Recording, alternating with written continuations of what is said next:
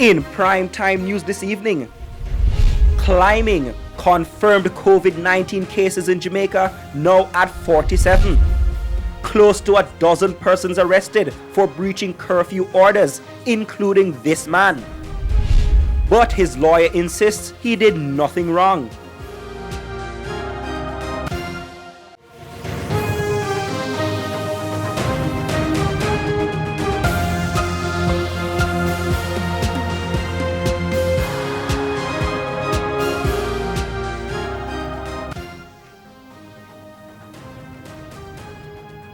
Good evening and welcome to Primetime News, on air and online at onespotmedia.com. I'm Herman Green. And I'm Janella Precious. Also this evening, increasing COVID-19 job cuts. The Jamaica Employers Federation is now directing persons to non-traditional jobs. Andrea Chisholm will have the details in the Business Day.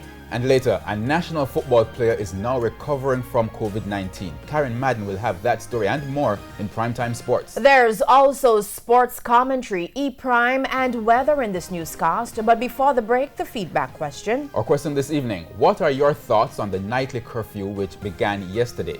You can share comments online, facebook.com/Television Jamaica, and tweet us at Television Jam.